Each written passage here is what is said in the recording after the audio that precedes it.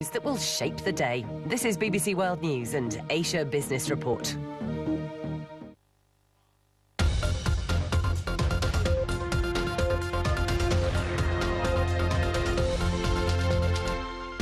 Back from a national holiday, Hong Kong investors react to the ongoing protests.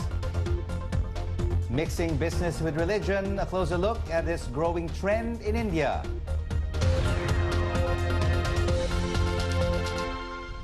Thanks for joining us for this edition of Asia Business Report on BBC World News. I'm Rico Hizon.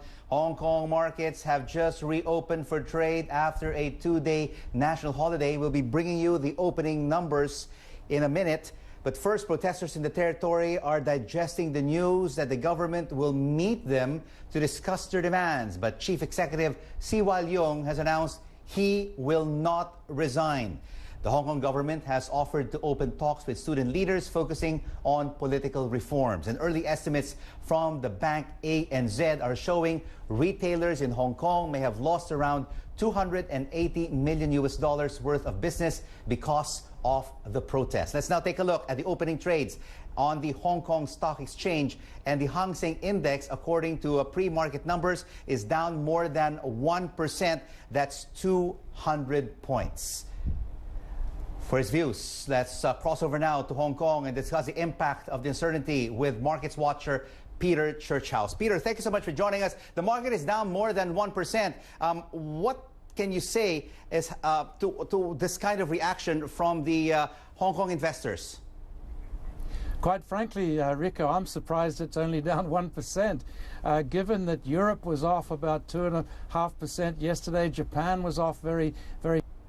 America was weak. I'm surprised that Hong Kong's down only 1%. It was off 1.25% before the holiday on Tuesday. So quite frankly, I think we could have expected to see a 500 or 600 point decline given what's happening in the rest of the world. So Peter, could the buffer have been the government making an effort to meet with the protesters? Absolutely, Rico. I think that's a hugely important gesture, and hopefully it's more than just a gesture. It actually does lead to some kind of easing of the tensions, and one wonders why this didn't happen days ago or even last week before the protests really started.